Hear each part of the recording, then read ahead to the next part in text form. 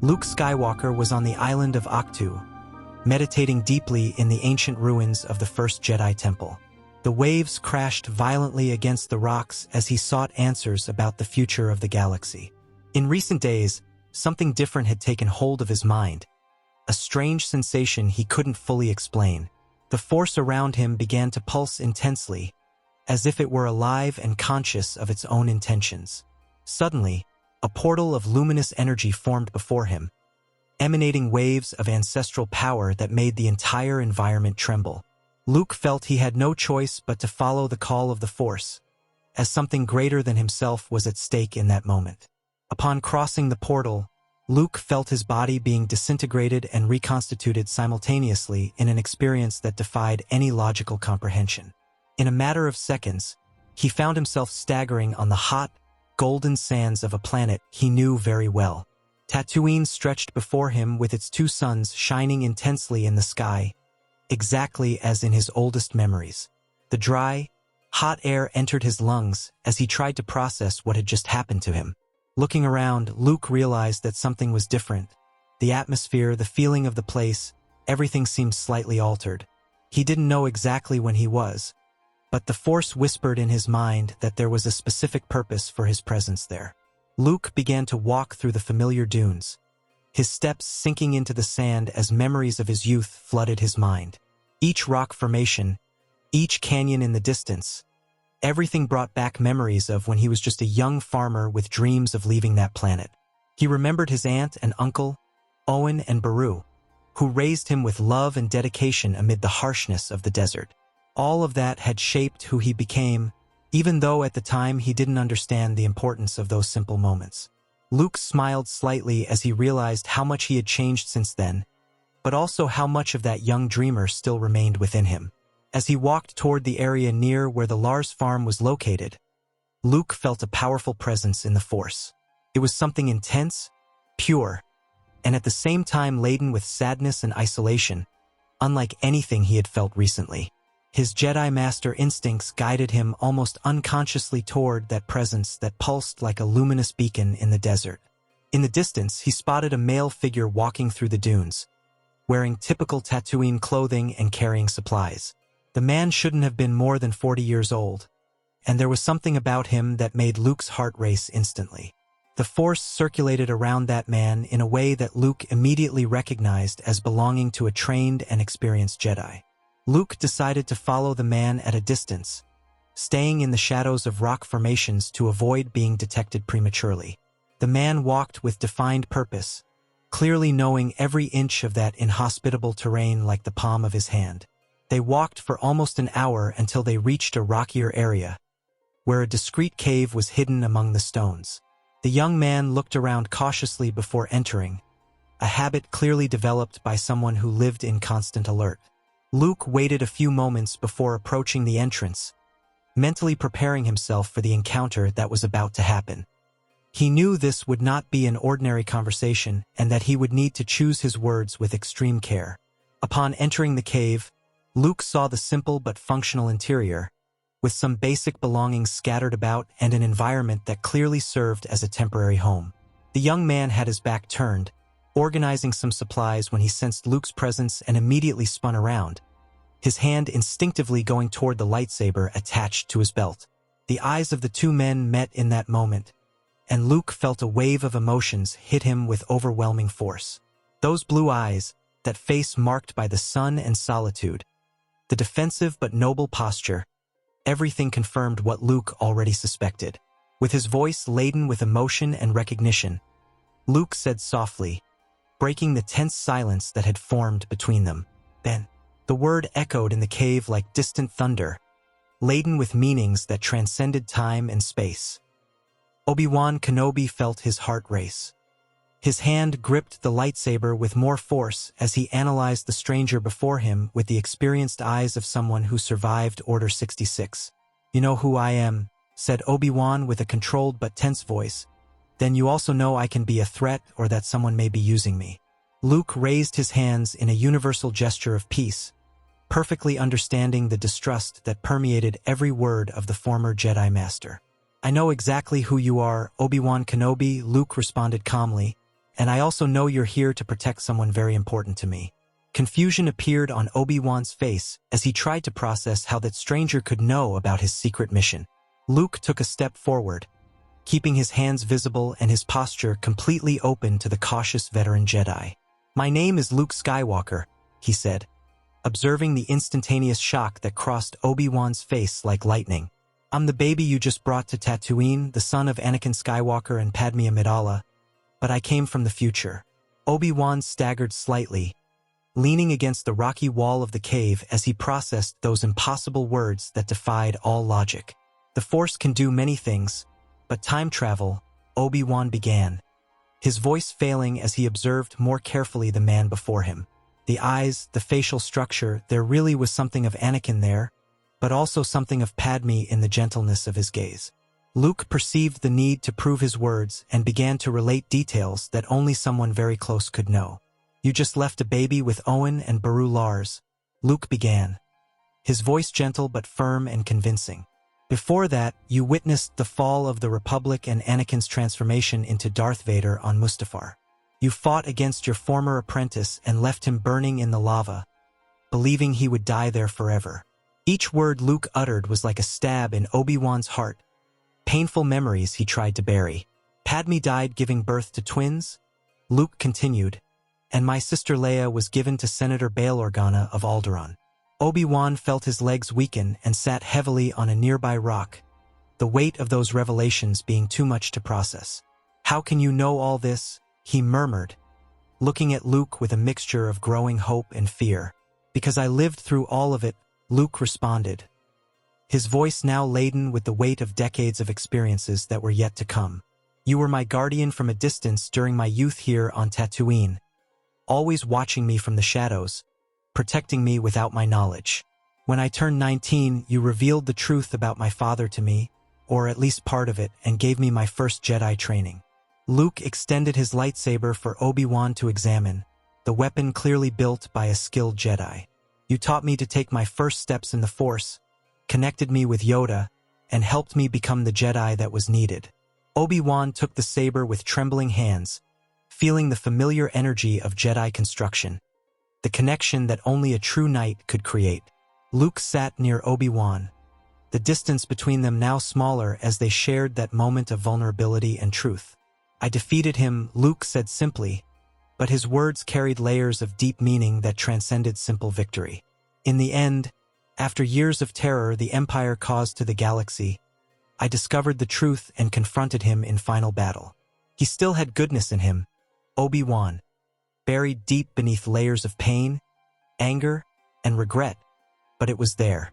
Obi-Wan looked up, unshed tears glistening in his eyes as he processed those words he so desperately wanted to hear. "In the final moment, when the Emperor tried to destroy me, he chose to save his son and return to the light," Luke continued. "Anakin Skywalker returned, even if only for a few moments, and died as a Jedi, not as Darth Vader, finally redeemed. But there were decades of suffering," Luke continued after giving Obi-Wan a moment to emotionally recover from the revelations. "Decades of destroyed worlds, lost lives, families shattered under the cruel and relentless imperial rule of Palpatine and Vader. Alderaan was destroyed by the Empire, billions of lives simply erased in an instant, including my sister who survived but carried that weight. The Force brought me here to this specific moment, and I believe it's to change that future, to prevent all that suffering." Obi-Wan finally looked up, his eyes now showing the determination that had made him one of the greatest Jedi of his generation. "The Force works in mysterious ways," he said, his voice regaining part of its habitual firmness as hope was reborn. "If it brought you here, then there's a purpose, a chance to do things differently this time, to save the galaxy." Luke nodded, feeling hope sprout in his heart for the first time since he crossed that portal. The days that followed were some of the most precious in Luke Skywalker's life, a gift he never imagined receiving. Living with Obi-Wan in that simple cave on Tatooine was everything he had always wanted but never had the opportunity to experience. On cool desert nights, sitting around a small campfire, Luke asked all the questions he had kept for years. "What was the Republic like before its fall?" Luke asked, his eyes shining with genuine curiosity about those golden times. Obi-Wan smiled nostalgically, his thoughts traveling to an era that seemed to belong to another life completely different from the current one. It was a time of hope, he replied.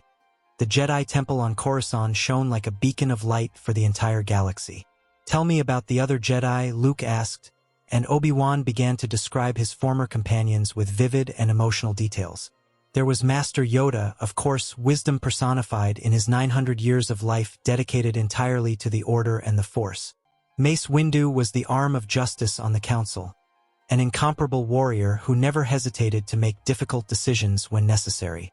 Plo Koon was known for his compassion and exceptional skill as a pilot, always volunteering for dangerous missions without ever hesitating. Ki-Adi-Mundi possessed a sharp analytical mind that could see patterns where others saw only chaos and senseless confusion. Luke listened fascinated, imagining what it would have been like to grow up surrounded by so many masters and apprentices, united by common purpose. And my father, Luke asked hesitantly, what was he like in that time, before everything went wrong and he became Vader forever? Anakin was extraordinary, Obi-Wan said after a moment of contemplative silence, choosing his words with extreme care and deliberation. He possessed more power in the Force than any Jedi I had ever seen in my entire life of training. His heart was too big, he loved deeply, felt deeply, and that was both his greatest strength and his fatal vulnerability. I failed him, Luke, Obi-Wan admitted, his voice breaking slightly with the weight of guilt he always carried. You didn't fail alone, Luke said firmly. The Jedi Council had become too rigid, stuck to dogmas that didn't allow humanity. Yoda taught me in the end that the greatest mistake of the Jedi was forgetting they were also living beings with necessary emotions.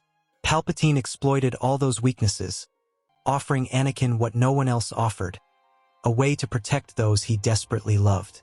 In the following days, Luke and Obi-Wan trained together, and the veteran Jedi was impressed with Luke's mastery of combat forms.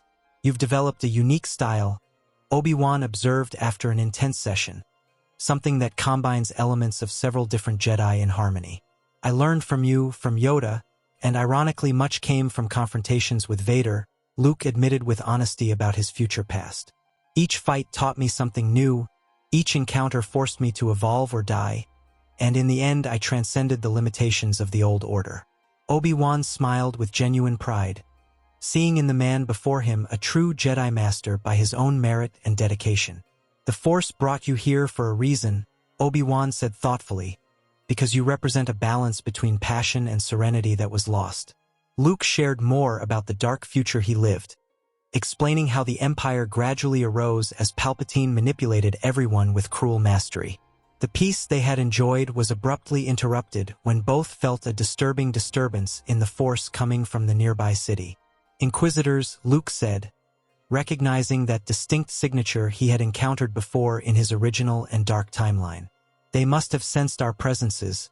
The energy we released during our training called their attention to this desert planet. Obi-Wan moved to the cave entrance, observing dark figures moving among the distant buildings of the city of Mos Eisley. 5, Obi-Wan counted after extending his senses, 5 Inquisitors probably sent to investigate reports of Jedi activity in the area. Luke clenched his fists, a controlled anger rising within him at the thought of all the innocent Jedi murdered by these hunters. I'll face them, Luke said decisively, already moving before Obi-Wan could argue against this risky and potentially fatal decision. No, Obi-Wan shouted, grabbing Luke's arm to stop him before it was too late to reconsider the situation. This is madness. We're just 2 against 5, and we can't reveal our presence so openly to the Empire's eyes. Luke turned to face him, his eyes shining with an intensity that Obi-Wan recognized from another Skywalker he had known intimately. They'll interrogate the residents. They'll torture and execute innocent people until they get information, Luke said with absolute conviction born of experience. I've seen this happen dozens of times, entire worlds devastated because a Jedi was seen near their peaceful cities. If we stay hidden, we'll be condemning these people to death, and I can't allow that again, not after everything I've seen. Obi-Wan saw the unwavering determination on Luke's face and knew there were no arguments capable of dissuading him from this necessary mission. He went to a hidden compartment and retrieved his lightsaber that he had planned to bury in the desert, but now fate demanded its use. Luke and Obi-Wan arrived at the main square where the Inquisitors terrorized the residents with their black armor and threatening rotating sabers humming. The group's leader had his red blade pointed at the neck of an elderly and defenseless merchant trembling with fear. "Last chance," the Inquisitor hissed with a cold voice. "Tell us where the Jedi are hiding or this man will be the first of many." It was at that moment that Luke entered the square, his blue saber igniting with that characteristic sound that made everyone turn around startled. "You want a Jedi?" Luke said with a voice echoing authority. "Then here I am, but I'll give you a chance to surrender." The Inquisitors laughed cruelly, confident they had cornered their prey easily without any effort or planning necessary for the hunt. The battle that followed was something the people of Tatooine would tell for generations as a legend almost impossible to believe completely. Luke moved like lightning cutting through the air, his blade deflecting attacks with ease, while orchestrating the entire battle like a maestro conducting a symphony. Two Inquisitors advanced simultaneously with rotating sabers in hypnotic patterns, but Luke closed his eyes and let the Force guide him perfectly through. His movements became even more fluid, each strike finding exactly where it needed to be to deflect and counterattack with deadly precision. One Inquisitor attempted an aerial attack jumping high, but Luke used the Force to hurl him against a wall with sufficient force. Obi-Wan arrived when Luke was facing three at the same time, his green blade immediately entering action to balance the unequal forces. Obi-Wan faced one Inquisitor in rapid exchange of blows, his experience gradually and patiently overcoming the raw brutality of the opponent. When Obi-Wan observed Luke fighting against the four remaining, he was genuinely impressed with what he witnessed in that crucial moment of power revelation. Luke had defeated all five Inquisitors when the news traveled quickly through Imperial channels, reaching Darth Vader's ears. Vader was in his chamber when the report arrived, and something in those words made his mechanical breathing pause briefly with interest. 5 Inquisitors defeated by only 2 Jedi on Tatooine, the place where everything had begun for him in another very distant life. Vader rose, cold anger beginning to burn within him as he processed that disturbing information challenging his power. Tatooine, the planet he swore never to revisit, where his mother had died planting seeds of his fall to the dark side.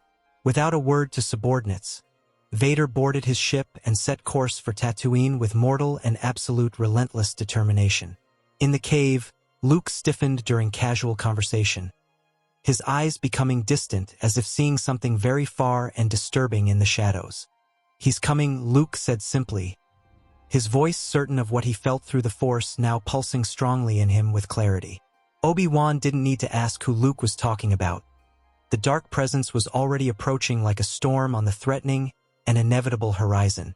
"We need to leave," Obi-Wan said urgently. "Take young Luke far away before Vader arrives and discovers his existence here." But Luke shook his head, his eyes focusing on Obi-Wan with absolute determination that left no room for discussion or hesitation. "No," Luke said firmly, "this is exactly what I want. This is why the Force brought me here specifically at this moment. We have a chance to end this now, to transform Vader back into Anakin before decades of suffering happen unnecessarily." Obi-Wan wanted to argue it was impossible, but the words died when he saw the unwavering conviction on Luke Skywalker's face.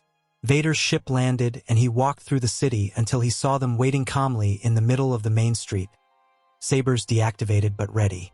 "Kenobi," Vader said, his distorted voice sounding sinister, "I knew you would come out of your hiding one day inevitably and stupidly."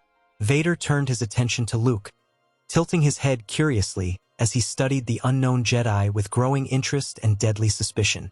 "And who are you?" Vader asked, voice laden with dark side power and clear and present veiled threat. "You fight with considerable skill for someone I've never heard of. Defeat my Inquisitors with ease almost insulting to the Empire and to me." Luke finally spoke, his voice calm but powerful, echoing with authority that made even stormtroopers shift uncomfortably in their rigid positions. "I am someone who will destroy the Empire," Luke said, activating his saber, illuminating his face.